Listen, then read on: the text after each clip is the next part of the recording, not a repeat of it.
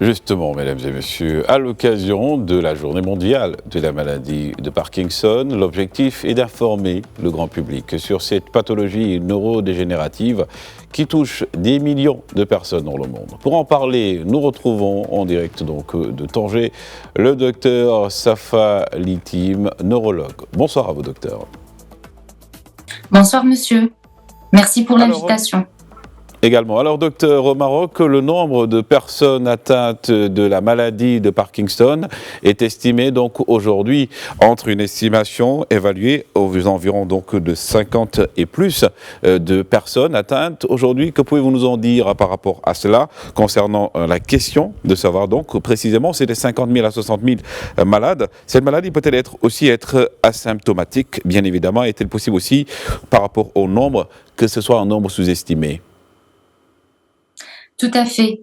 C'est la principale critique qu'on puisse apporter à ce chiffre, parce que l'estimation de la prévalence ou de l'incidence suppose un diagnostic précis et facile, alors que dans cette pathologie-là, ce n'est pas toujours possible. Pourquoi? Parce que les symptômes peuvent prêter à confusion avec d'autres types de pathologies.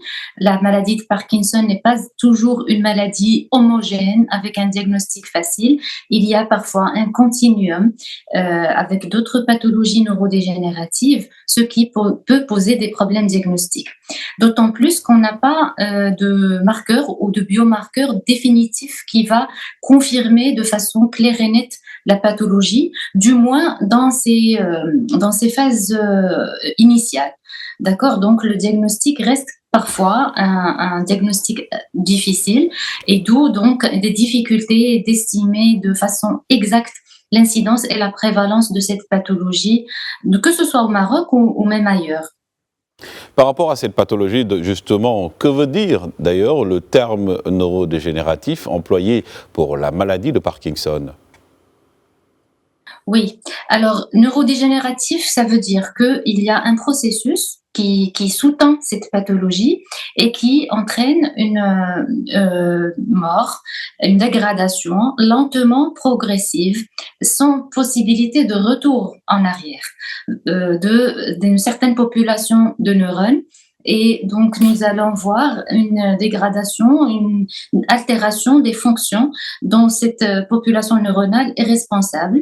Et donc, et ce processus-là est en général, comme je l'ai dit, progressif, inéluctable et qui va se propager dans le cerveau aussi. Il se propage dans le temps, mais aussi dans l'espace. Il va commencer dans une région restreinte, mais il va forcément se développer et se propager vers d'autres régions et donc entraîner une dégradation progressive d'autres fonctions et jusqu'à aboutir à des stades de plus en plus avancés et même vers le décès. Et y a-t-il des facteurs pouvant favoriser l'apparition de cette maladie?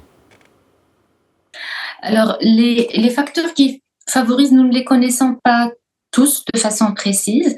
Il a été rapporté que la pollution, par exemple, l'exposition à certaines substances toxiques, que ce soit dans le sol ou dans l'air et dans l'eau aussi, peut favoriser l'apparition de la maladie, mais on doit savoir qu'il y a un déterminisme génétique. La maladie de Parkinson ne touche pas que les personnes d'un certain âge, mais elle peut, dans une certaine proportion, bien sûr plus faible, 5 à 10% des cas, elle peut toucher des personnes au-delà de 18 ans, entre 18 et 45 ans. Donc là, il a été clairement prouvé qu'il y a un déterminisme génétique. Il y a des gènes qui sont responsables de l'apparition de cette maladie, que ce soit à un âge jeune ou même à des âges avancés. Donc, je pense que, ce qui est admis actuellement, c'est qu'il y a la combinaison de ces facteurs-là. Il y a une prédisposition personnelle, génétique, qui ne veut pas dire forcément que cette personne va faire la maladie, et avec la concordance d'autres facteurs environnementaux qui vont finalement aboutir à l'apparition des symptômes. Et à vous entendre donc, docteur, aujourd'hui, cette maladie qui auparavant apparaissait après 40 ans, aujourd'hui n'est pas une question d'âge. Alors, l'âge est un facteur très important parce que l'apparition des symptômes cliniques détectables par les médecins et ressentis par le patient surviendra après il y a forcément une phase où il y a des dépôts et il y a un processus dégénératif dont on a parlé. Il a besoin de temps pour s'installer. Donc, les symptômes vont apparaître forcément à un âge avancé. Dans la plupart des cas, il y a une vingtaine d'années ou 15 ans de dépôt dans le cerveau d'un processus neurodégénératif. Et lorsque cette perte neuronale va arriver à un certain cut-off, la perte de la fonction va apparaître et donc ce sont des symptômes. Et du coup, voilà, il y a besoin de ce temps d'installation de la maladie et donc l'âge est un facteur favorisant.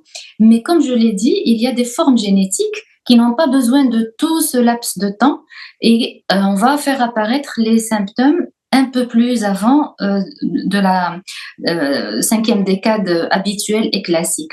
Oui, c'est vrai que l'âge est un facteur favorisant, mais dans ce sens-là, ce n'est pas forcément un facteur influençant ce processus neurodégénératif.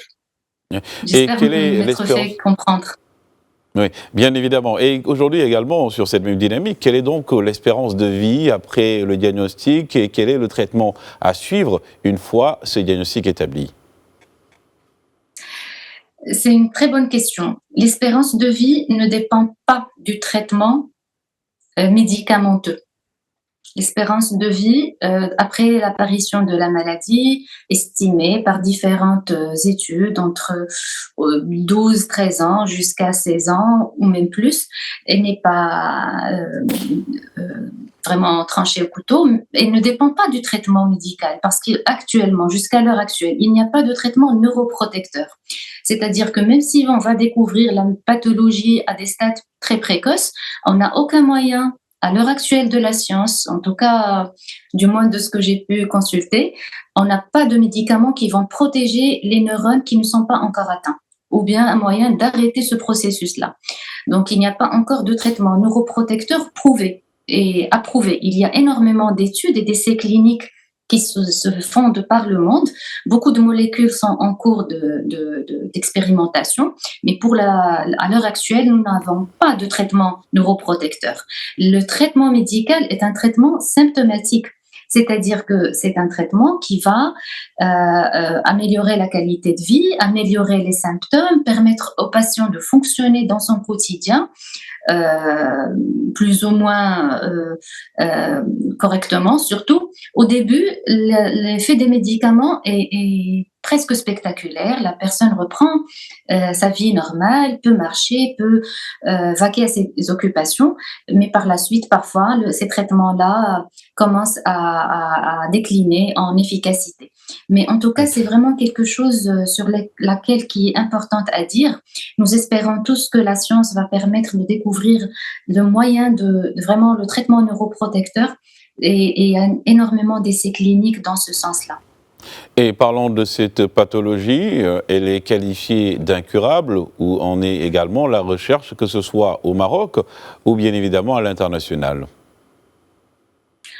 Il y a vraiment beaucoup de papiers, beaucoup de recherches. Ce sont des essais cliniques, c'est-à-dire qu'ils prennent des patients et, bien sûr, avec leur accord, vont soumettre des traitements, parfois des traitements contre le diabète, parfois d'autres molécules. Différentes molécules sont en cours d'essai et même des immunothérapies, c'est-à-dire il y a certaines équipes qui essaient de trouver des anticorps qui vont attaquer ces dépôts qui sont à l'origine du processus neurodégénératif.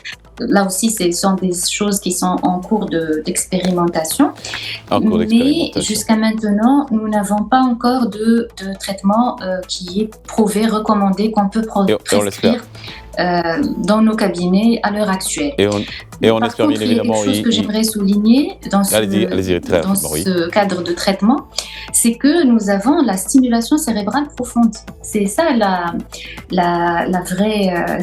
D'ailleurs, tout à l'heure, dans le reportage, j'ai été contente de voir mes maîtres et les personnes qui travaillent depuis un certain nombre d'années pour instaurer, pour rendre cette pratique accessible à nos patients. La stimulation cérébrale profonde permet d'améliorer la qualité de vie des gens et de s'affranchir de certains médicaments parfois très lourds au quotidien. Et donc, c'est quelque chose qui actuellement a prouvé son efficacité. Tout à fait. Et une solution donc qui est aujourd'hui dans une bonne dynamique. Nous sommes un peu acculés par le temps. Merci quand même, docteur Safa Ditim, pour ces éclairages. Je rappelle donc que vous êtes médecin neurologue et vous intervenez également concernant cette maladie de Parkinson. Merci à vous de m'avoir invité. C'est un sujet qui me tient particulièrement à cœur. Espérons qu'on trouvera, que la science permettra de résoudre, donc de faire face à cette maladie. Nous l'espérons. Merci. Merci à vous.